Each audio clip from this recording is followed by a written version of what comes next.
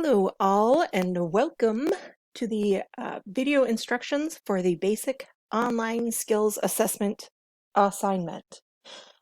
This is just going to kind of run through a few things that will be helpful to you in getting jobs, number one, also potentially in the virtual learning that you are doing now. So on Schoology, you should have been forced to make a copy of this document. Once you have a copy, it will say right up here at the top, it'll say copy of 2020 Basic Skills Assessment. I would like you to take off the copy of part. So if it says copy of 2020, that's what it says. I want you to take off that and I want you to put in your last name. So for me, that would be Morris. Okay, I want you to change that to your last name. Okay, that's step number one. So I got that done. Now, we're going to run through each of these pieces separately. So if you need to, if you want to pause the video once I'm done with number one, then you can go do number one, and then you can come back and look at the instructions for number two, and then go do number two. That might be the easiest way to do this. So if you start with number one, this is pretty self-explanatory. It says complete this online application form. If you just click on it, it's going to bring up this link. You click on the link, it's going to take you to the Practice Online application. This is very similar to if you were applying for a job online, very similar to what you would be filling out for them. I want you to do your best on this. Anything with a red dot, you have to fill out in order to move on. If it doesn't have a red dot, you don't have to fill it out. So you can just skip it if you want, or you can fill it in. So it's first one's just going to ask you some things about yourself and just go through. I think there's maybe 4 little pages, which again is pretty typical of an online application. So that's number one. Pause now to go do number one.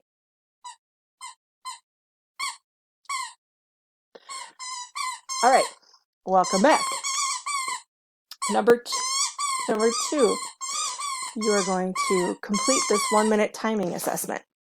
So if you click here, it's going to come up with a link.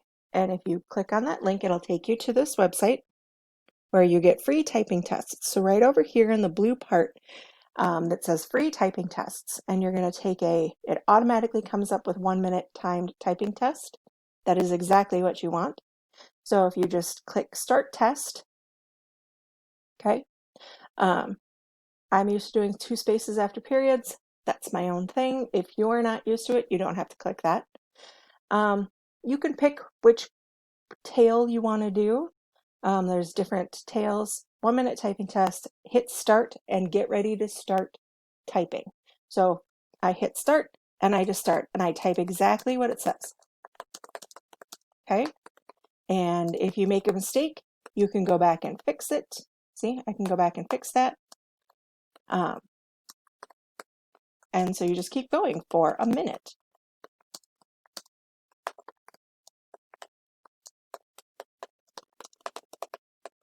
Hang on, a minute's a long time.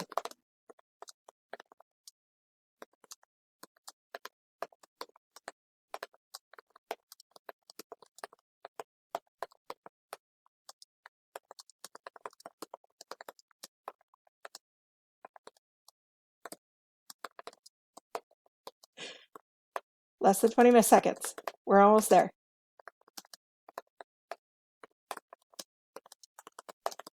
Oops.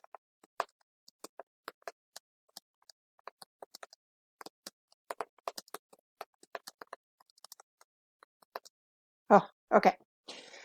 So when you get done, it's going to pop up this little box. Okay, and it's going to say, you know, your typing speed was 66 words per minute with 0 errors, or it'll say, you know, whatever yours is. And so this right here where it says your calculated speed is, this number right here is going to go back on this form. So you're going to try it 3 times. So here I would put 66 words per minute. Okay, and then I would try it again, and I would put it in, and then I would try it again. So try it 3 times, and then come back, put in all of your numbers here, and then we'll go on to number 3. So pause here and go do your typing test. Okay, welcome back. Number 3, you're going to play a game in which you have to make change. So if you click on this little link here, again, it brings up a link, you click on it. You're going to make change using the fewest possible coins and bills. Okay, so you just hit begin, and here you go. It says the total cost of the item was $43.39, and the customer paid $45. So I have to give change, $45 minus $43.39. And so then all I do is I just click on the coins that I need to give to the customer, and then hit check. If you get it wrong, it gives you another opportunity to do it. So, oops. And then if you're right, it'll go on and you score 2 points. So then you hit next. They will have you do 10 of them. Okay, so you have to go through and do 10 different change options. You have to give change 10 different times, excuse me. And then you'll get a score at the end. And so it'll look like this right here. So final score is 40 out of 40. That's kind of small. We can make that a little bit bigger. Right here, 40 out of 40. Or it's right down here at the end. And so then you come back here and you put in your score, 40, 35, whatever it is. Okay. So you can pause now and go do number 3. Okay. The rest of this document is just some questions. I am going to read through them. If you don't want to hear me reading through them, you can just stop the video and go off and do your thing. But if you would like to hear me read through these, stay on the video and I will read through them for you. All right, so number 4, you know your boss is going to ask you to do a boring but necessary job. What should you do? A, avoid your boss as long as possible by hanging out in the lunchroom, taking a lot of bathroom breaks, or hiding in the back room. B, clutter up your work area, look busy, and loudly complain about how overworked you are. C, sigh, roll your eyes, accept the job, but then conveniently forget to do it. D, accept the task cheerfully. Tell your boss how much you like your job and that you'd really like to be in charge of the new safety project. Okay, so what do you think you should do? Pick A, B, C, or D and write your answer right in here.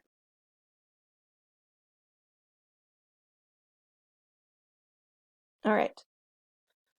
Number 5, you work at a family-owned store and the owner has hired her son, Carson, to work there as well.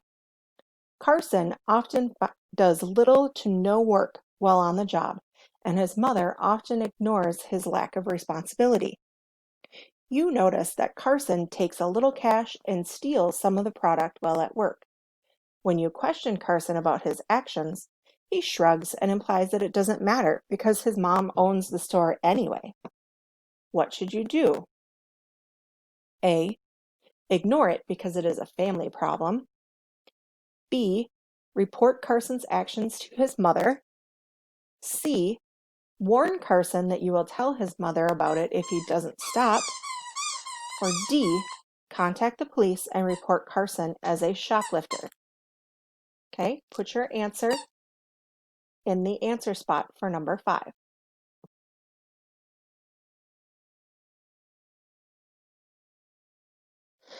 Number 6, a grocery store deli maintains a policy to throw all unsold perishable items, things that can spoil, at the end of the day.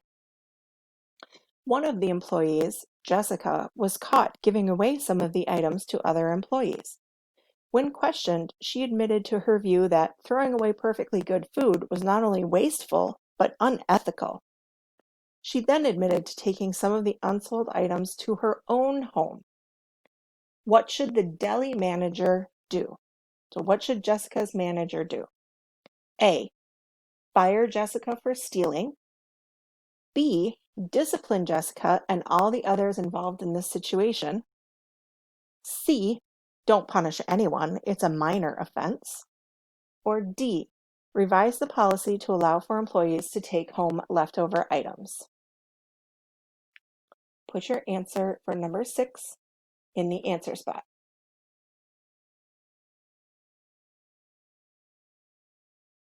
Okay. Number 7. At the last minute, Jay was informed that he was expected to work over the weekend. This posed a problem as it was Jay's weekend with his children. He told the foreman that he could not work because of his parenting responsibility. The foreman replied, "If you don't show up, you'll be fired." What should Jay do? A, work the weekend making other arrangements for the care of his children. B, spend the weekend with the kids and see if the foreman actually follows through with the firing. C, call in sick on the weekend. Or D, take the issue to upper management before the weekend. Put your answer to number 7 in the blank. Number 8. When you were hired, you were told you would get half an hour for lunch, a 15-minute break in the morning, and a 15-minute break in the afternoon. Lately, work has been very busy, and you have been having difficulties getting your morning and afternoon breaks. You think that because you work through so many of your breaks, your boss now owes you a half day off. Should you approach your employer about the time? Why or why not?